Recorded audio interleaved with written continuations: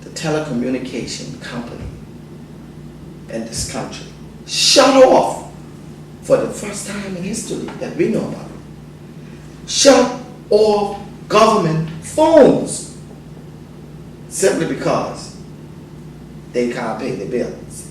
And even when they start bringing them back out, government telephones turn one way.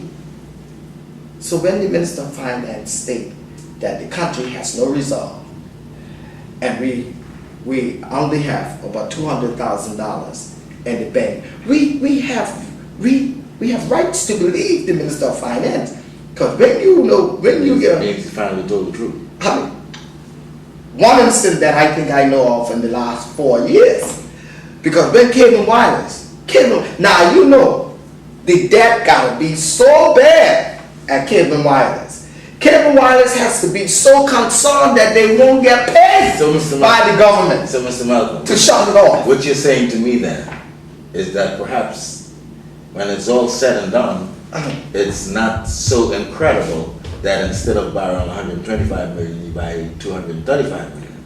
I mean, what you're saying is that the tens of millions that is owed the hospitals in Miami, South Miami, Baptist Hospital, the Jet Company, millions among the when you consider that, right? And when you consider the local debts that they have here, when you consider the millions that they have, that they owe the colleges and the universities abroad, the U.S. and other places. You know, when you consider the fact that they can't pay their salaries, when you consider the fact that they don't have any reserves to back their loans, when you consider the fact that they obviously, somebody owes Belize Bank, the government owes Belize banks tens and tens and tens. Because they're giving away all the country for it. When you consider that, then it leaves you to wonder that perhaps all this money that is now being borrowed under the guise of a hospital loan can easily find itself in other areas where the government is falling short.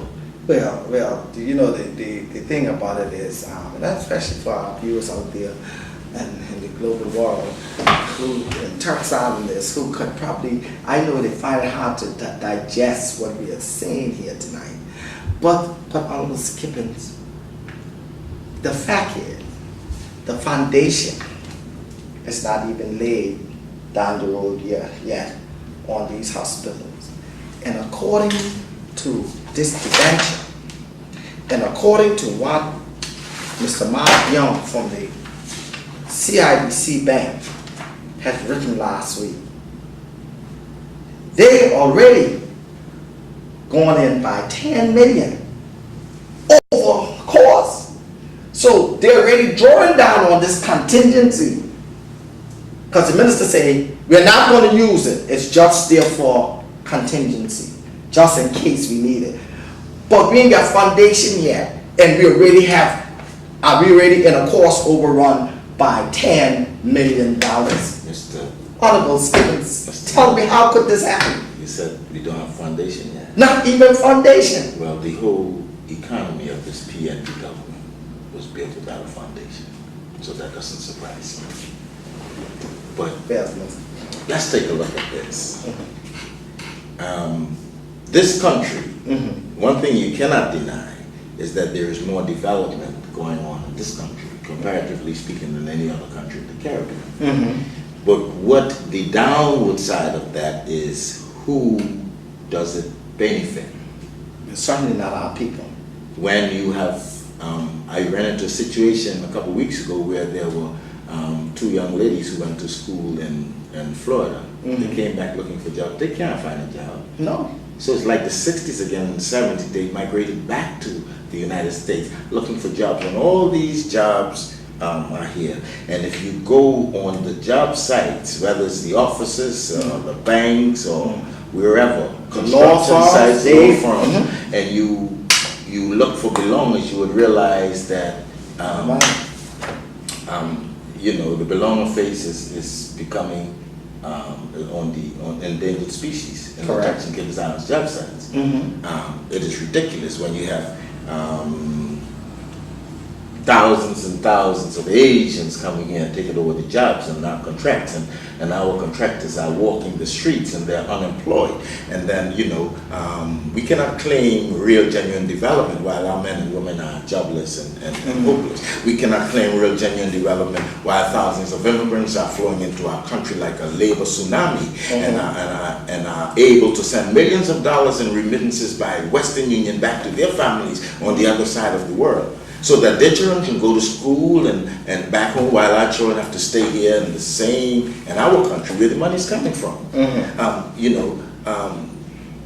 Their families are being provided for. They can have their electricity on in their homes.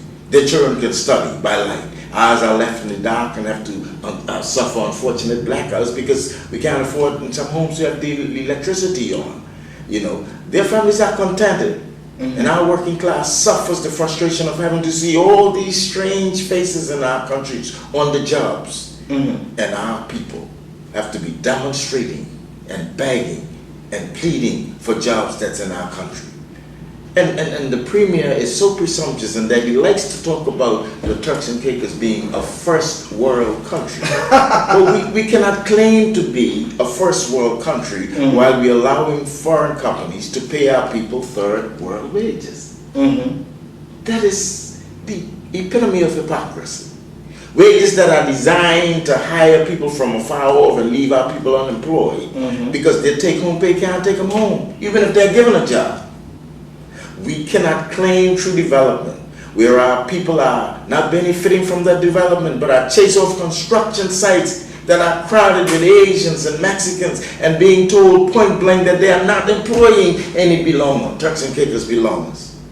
While our Haitian brothers and sisters are walking around jobless. They got belonger status, they got PRCs, they got work permits. And they helped them get the 13-2, and now they have nothing to do, just like us. You cannot come to office on a campaign policy that no expatriate will be given crown land when you cunningly use belongers as unsuspecting vehicles to convey thousands of acres of crown land. Correct. To these people. Millions of dollars that are escaping the government's treasury. It is hypocrisy. We cannot continue like this. The country there's about to be a collapse in the economy. Something has to be done. Well, Honorable Skippins, I'm sure that those persons out there that are watching this show have to be really taken aback. And I keep getting back to these issues of the way this country is going, the finances of this country. And and that is the sad reason, because we continue to educate the people of this country that we have been taken off every media outlet in this country by this government. They do not want the opposition to educate and speak to the minds of the people of this country so we can open their mind. But Honorable Skippins, I know you have this Foreign and Commonwealth Office managing recently overseas territory, and that just came out in November the 16th of 2007. Where this Minister of Finance was indicted, basically, by this audit from the British government, of doing what we see in this hospital deal. Doing far less than that. But this less. But they pointed out, when they brought out the example of a worst case scenario that can happen in any overseas territory, they picked Turks and Caicos, and all through this report,